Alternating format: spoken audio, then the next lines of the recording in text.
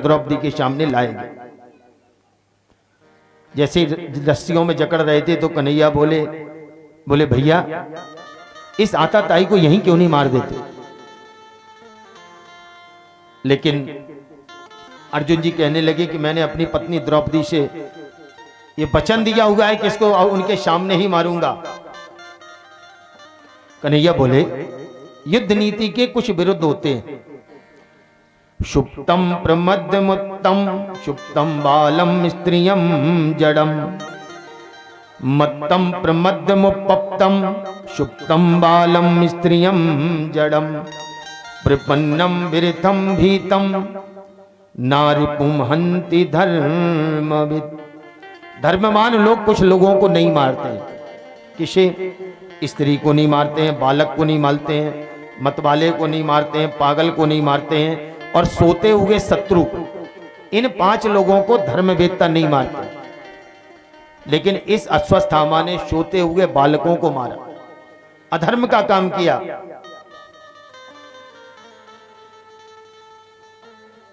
पशुओं की तरह रस्सी में जकड़कर रथ में डालकर द्रौपदी के सामने ले आए।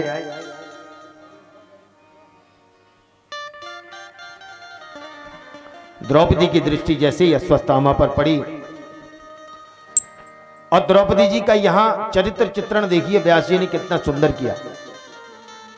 जैसे ही बंधे हुए ब्राह्मण पुत्र अश्वत्थामा पर द्रौपदी की दृष्टि पड़ी, द्रौपदी जी कहने लगी मुच्यताम मुच्यतामेश ब्राह्मणो नितराम गुरु। अरे छोड़ दो छोड़ दो छोड़ दो। अरे गांडीवधारी, आपको ये दिखाई नहीं पड़ता है कि जिसको आप पकड़ कर लाए हो ये आपके गुरुजी का ही पुत्र है। अरे ये वही गुरुजी हैं जिन्होंने धनुर्वेद से लेकर सारी विद्याएं आपको सिखाई हैं। आप उनके पुत्र को छोड़ दो।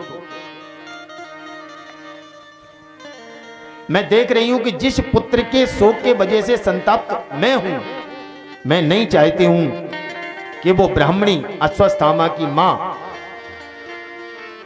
अपने पुत्र के इस शोक से संतप्त हो। मारोदि दस्य जननी गौतमी पति देवता। मैं अपनी गुरु माता को उस दुख से संतप्त होते हुए नहीं देखना चाहती हूं। युधिष्ठिर जी महाराज को वचन बहुत उचित लगे। युधिष्ठिर जी महाराज कहने लगे कि द्रौपदी बिल्कुल ठीक कह रही है। एक तो ये ब्राह्मण है, दूसरा गुरुपुत्र है, इसको मारना उचित नहीं है। तब तक भीमसेन जी ने गदा संभाल ली। भीमसेन जी ने बोले कि ऐसे कुछ थोड़ी होता है। बड़ा भारी द्वंद आ गया। सब लोग भगवान से पूछने लगे कि भगवान ऐसी अवस्था में क्या करना चाहिए। भगवान ने कहा था कि मैंने तो पहले ही किया था, मार दो, लेकिन तुमने नहीं मारा। अब अगर मेरी सलाह सुनना चाहते हो तो सुनो। ब्रह्म बंधुर न हंतव्यम आतताई बदारहण। शास्त्रों की आज्ञा है कि ऐसी अवस्था में ब्राह्मण का तो कभी भी वध नहीं करना चाहिए, और अगर आतताई है तो उसको छोड़ना नहीं चाहिए। अब कन्हैया ने यहां विरोधाभास की बात कही। कितनी विरोध की बात कन्हैया यहां कहते हैं। ब्रह्म बंधुर न हंतव्यम आतताई बदारहण। ब्राह्मण को मारना नहीं चाहिए और आतताई को छोड़ना नहीं चाहिए। अर्जुन जी समझ गए कि आज कन्हैया हमारी परीक्षा लेना चाहते हैं। तुरंत युद्ध काल में कही हुई गीता का स्मरण किया कि कन्हैया ने एक दिन कहा था कि माननीय पुरुषों का अपमान ही मृत्यु है। संभावितस्य चाप कीर्ति मरणादपि विच्यते। संभावित कहूं अपजश लागू मरण कोटिशम दारुण दाहु। माननीय पुरुषों का अगर किसी सभा में अपमान हो जाए तो उनका मरना हो जाता है। शास्त्र कहते हैं आज्ञा भंगो नरेंद्राणाम विप्राणाम मान खंडनम। कि राजा का मरना किस दिन होता है? राजा का मरना उस दिन हो जाता है जब उसके राज्य के लोग उसकी आज्ञा को मानना बंद कर दें। और ब्राह्मणों का मरण कब हो जाता है? जब उनका किसी सभा में भारी अपमान कर दिया जाए। आज्ञा भंगो नरेंद्राणाम विप्राणाम मान खंडनम। पृथक सैया चा नारीणाम। स्त्री का मरण कब हो जाता है? जब उसका पति उसकी सैया को अलग कर देता है। पृथक सैया चा नारीणाम शास्त्रो विदितो बदा। ये शास्त्र में विदित 3 प्रकार के बद हैं। अपमान की ज्वाला में आज अश्वत्थामा जल रहा है। अर्जुन ने धक्का मारकर शिविर से बाहर निकाला, मस्तक पर जड़ी हुई उस मणि को निकाल लिया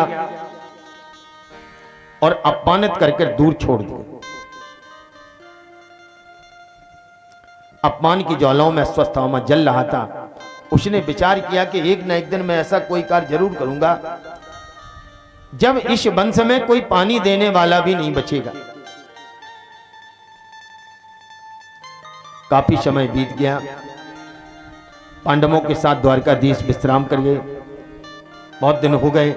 एक दिन द्वारकाधीश ने विचार किया कि भैया अब मुझे आज्ञा दी जाए, मैं भी अपने द्वारका की ओर प्रस्थान करूं। रथ में बैठे भगवान एक पांव रथ के ऊपर रखे हैं, एक पांव रथ के नीचे रखे हैं। रथ के मूठे को अपने हाथ से पकड़े हैं और रथ में आरूढ़ होने ही वाले थे। सभी प्रभु की पावन छटा का अवलोकन कर रहे थे। तब तक एक चीखती हुई अबला का स्वर सुनाई दिया। पाही पाही महायोगिन देवदेव जगतपते नान्यम तद भयम पश्ये यत्र मृत्यु परस्परम। पाही माम पाही माम पाही माम। एक देवी आई और भगवान के श्री चरणों में जाकर गिर पड़ी। भगवान सावधान हो गए। सब लोग हैरान हो गए कि आखिर ये क्या होने लगा। ये तो पांडवों की कुलवधू है, ये उत्तराजी है, वीर गति को प्राप्त अभिमन्यु की पत्नी है और ये गर्भवती भी। भगवान के पावन चरण कमलों में गिर गई। भगवान मेरी रक्षा करिए, मेरी रक्षा करिए। एक तेज मेरी ओर बढ़ा चला आ रहा है।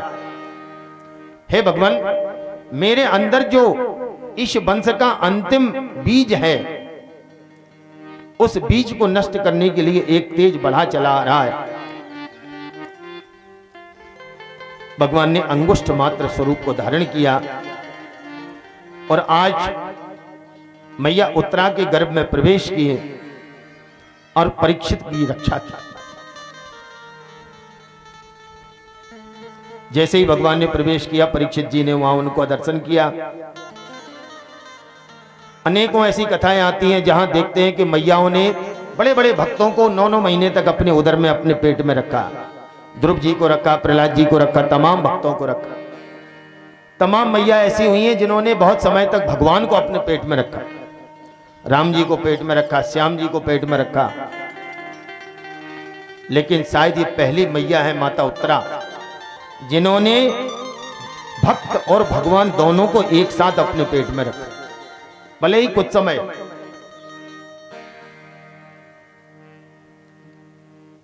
भगवान ने परीक्षित की गर्भ में रक्षा की। धन्य उत्तरा देवी जिन्होंने इतना सौभाग्य जिनका है। और जब उत्तरा का दुख समाप्त हो गया, तब कुंती मैया ने यहां 26 श्लोकों में कन्हैया की वंदना की है।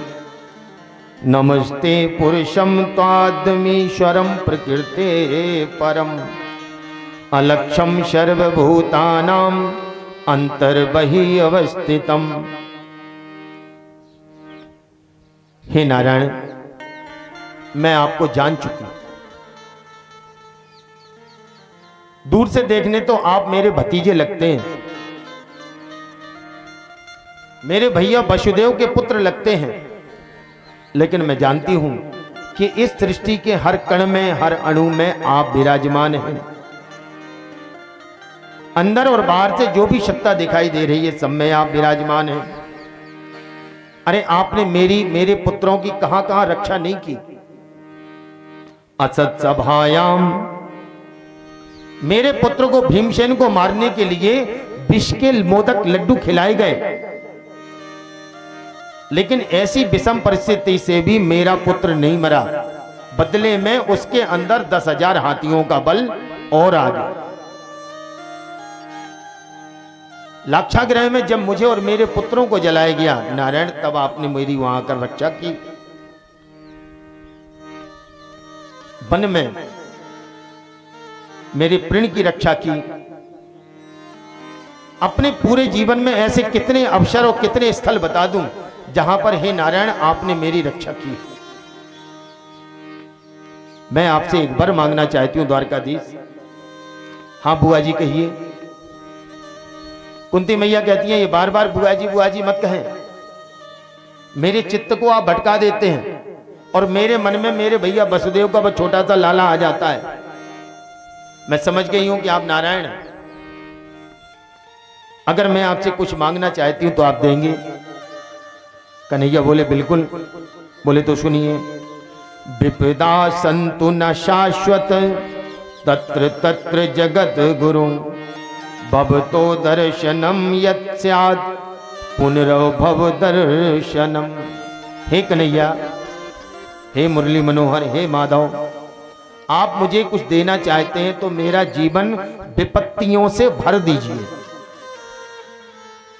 क्योंकि कन्हैया अब देखिए कोई भक्त ऐसा है संसार में जो अपने लिए विपत्तियां मांगे।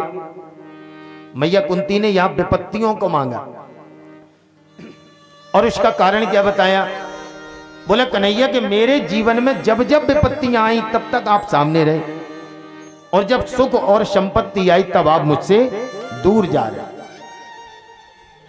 तो आप मुझसे दूर ना जाएं, कोई ना कोई विपत्ति मेरे जीवन पर आती रहे जिससे कि आपका संग मुझे सदैव प्राप्त होता रहे। कन्हैया ने बड़ी सुंदर सी मुस्कुराहट बिखेरी। कन्हैया कहने लगे अब बुआ जी आपकी इच्छा है तो कुछ दिन और रुक जाते। कन्हैया पांडवों के साथ कुछ दिन और रुके रहे।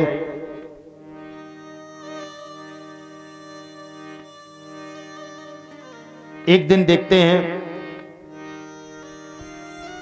एक रात्रि को पूरी प्रजा सो रही है, सब कुछ सोए हैं, सब लोग सोए हैं, सब लोग सो रहे हैं और महाराज युधिष्ठिर बैठ के रो रहे हैं। कन्हैया पहुंचे, बोले भैया सब लोग सो रहे हैं, आप रो क्यों रहे हैं? बोले मैं इसलिए रो रहा हूं कि इतना बड़ा महाभारत का युद्ध हुआ, लाखों लोग मारे। आज जिस राज्य का मैं संचालन कर रहा हूं इस राज्य में केवल स्त्री और बच्चे बचे हैं, बाकी सब मारे। कितनी दुख की बात है कन्हैया। कन्हैया ने विचार किया कि भैया के हृदय में भी गिलानी उत्पन्न होने लगी, ये मोह आ गया।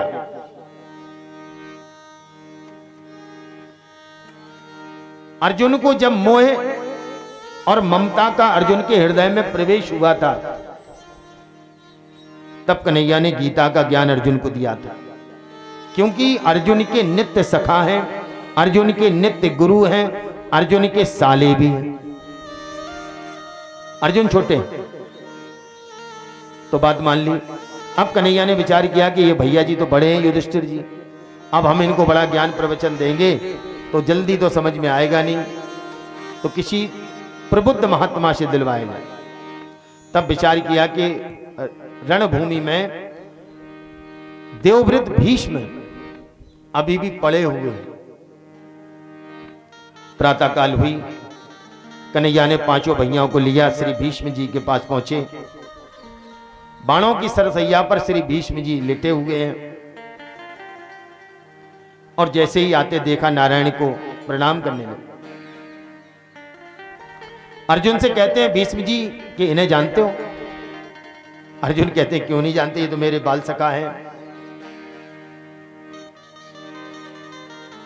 ये तो मेरे सारथी हैं, ये तो मेरे गुरु हैं, ये तो मेरे साले हैं, कृष्ण हैं। तब पितामह भीष्म हंसने लगते हैं। बोले अर्जुन, तुम जिन्हें अपना मामा का लड़का बताते हो, सचिव बताते हो, सारथी बताते हो, कभी दूत बताते हो, जिनसे गीता का ज्ञान लेते हो, वास्तव में ये तुम्हारे इन रिश्तों के साथ किसी और रिश्ते में भी धन्य हो अर्जुन तुम, कि जिन्होंने अपने जीवन की डोर उन कन्हैया के हाथ में थमा रखी है। आज मेरा भी जीवन धन्य हो गया अर्जुन, जो कन्हैया के दर्शन। भगवान कहने लगे बाबा, आपका अंत समय तो तब आएगा जब आप चाहेंगे। ऐसे समय में क्या किया जाए? तब यहां पर श्री भीष्म जी कहते हैं कि अब उत्तरायण का काल आ गया है, मेरा अंत के समय का आहट होने वाली। अब कन्हैया तुम्हें एक काम करना है बस। बोले क्या? सदैव देवो भगवान प्रतीक्षताम कलेवरम यावद्दुहिनोम्यहम प्रसन्नहासारुणलोचनोल्लल मुखाम्बुजो ध्यान चतुर्भुजा। कन्हैया, जब तक मैं अपने जीवन की इतिश्री ना कर दूं, समाप्त ना कर दूं मैं अपने पूरे जीवन को, तब तक मेरे सामने इसी कलेवर को लिए खड़े रहो। और ऐसे नहीं खड़े रहना जैसे आप मुंह लटकाए खड़े हैं। बोले फिर? बोले प्रसन्न हासारुण लोचनम, प्रसन्न मुद्रा। मैं आपके मुख कमल का अपने जीवन के अंतिम क्षण तक दर्शन करना चाहता हूं कन्हैया। कन्हैया विचार करने लगे कि बड़ी लंबी ड्यूटी लग गई। बाबा जी को तो क्या वरदान है कि जब तक ना चाहे तब तक ना मरे, लेकिन फिर भी भीष्म जी को बात माना खड़े हैं। यहां युधिष्ठिर जी और अन्न को भीष्म जी ने ज्ञान दिया है। राज धर्मान दान धर्मान मोक्ष धर्मान विभागशा स्त्री धर्मान भगवत धर्मान समास व्यास योगता। राजधर्म, मोक्ष धर्म, दान धर्म, स्त्री धर्म, भगवत धर्म, अनेक अनेक प्रकार के धर्मों का श्री भीष्म जी ने यहां पर युधिष्ठिर जी को ज्ञान दिया है। और अंत में कन्हैया की 11 श्लोकों में 11 श्लोकों में सुंदर स्तुति की है। इति मतिरुत्कल्पिता वितृष्णा भगवती शाश्वत पुंग में विभुग्नि स्वसुख मुपकते क्वचित् दुहर तुम प्रकृति मुपेयुषु यदा प्रभा। बड़ी मधुर स्थिति भीष्म जी की है। भीष्म जी भगवान से इन 11 श्लोकों में कह रहे हैं कि हे भगवान, मेरी एक बेटी है जिसका विवाह अभी होना शेष है। भगवान हंसने लगे। भगवान बोले बाबा, सुना तो मैंने ये कि हाथ तो आप ही के पीले नहीं हुए, तो आपकी बेटी कहां से आ जाएगी? हाँ बोले है। बोले क्या? बोले कन्हैया, जब किसी के बेटे बेटियां नहीं होते हैं तो वो एक काम करते हैं, वो किसी से गोद ले लेते हैं। मैंने भी गोद ले ली। बोले किसे गोद ले लिया महाराज? बोले इति मति, इस संसार में सारे लोगों ने अपनी बुद्धि को अपनी पत्नी बनाकर रखा है, लेकिन केवल मैं इतना बड़ा ब्रह्मचारी हूं कन्हैया कि मैंने अपनी बुद्धि को भी अपना पत्नी नहीं बनाया, क्या बनाया? मैंने अपनी बुद्धि को अपना बेटी बनाया। और ऐसी बेटी, मेरी बुद्धि ऐसी है जिसमें तृष्णा का कोई भी अंश नहीं है, बिल्कुल शुद्ध, परम पवित्र। इसलिए हे जगतपते, मेरी बेटी के बन जाओ पति, उसको बना लो अपनी पत्नी। मैं जानता हूं कि संसार में मेरी बुद्धि का आपसे सुंदर वर कोई हो नहीं सकता है। पुष्पताग्रा छंद में 11 श्लोकों में श्री भीष्म जी ने यहां पर वर्णन किया है। भीष्म जी कहते हैं कि कन्हैया, मुझे याद है वो क्षण जब महाभारत का भीषण युद्ध चल रहा था और अर्जुन को आप रथ में बिठाकर दोनों सेनाओं के बीच में लाए थे। मैं समझ गया था क्यों लाए। बोले महाराज क्यों लाए? बोले इसलिए लाए थे कि आप इशारा कर करके दिखा रहे थे, अर्जुन देखो ये तुम्हारे पितामह भीष्म है। अरे महाराज मैं तो जानता था, अरे ये अर्जुन आप सबकी ही गोदी में, हम सबकी ही गोदी में पला बढ़ा है, फिर बताने की क्या जरूरत थी कि ये देखो भीष्म है, ये देखो द्रोणाचार्य हैं, ये देखो आपके मामा हैं, ये देखो आपके फूफा जी हैं, ये भैया जी हैं। बोले क्यों बता रहे थे? बोले बता नहीं रहे थे, आप इशारा करते करते पल मात्र में कौरव पक्ष के सभी योद्धाओं की आयु का हरण कर रहे थे। बोले कन्हैया, आपने ही सबकी आयु का हरण किया, तब तो इन 5 पांडवों ने इतने बड़े कौरव दल पर विजय प्राप्त की। ऐसे सुंदर 11 श्लोकों में श्री भीष्म जी ने स्तुति की है। थोड़ी देर बाद बाबा भीष्म ने अपनी जीवन की इतिश्री की, लौटकर कन्हैया पधारे। कन्हैया ने अब पांडवों से कहा कि मुझे चलना चाहिए। कन्हैया ने द्वारका की ओर प्रस्थान किया। द्वारका में राजोचित स्वागत हुआ। आज द्वारका नरेश बहुत दिनों बाद द्वारका पधारे थे, द्वारका में स्वागत हुआ। अब देखिए कि श्रोता वक्ता ज्ञान निधि कैसे है।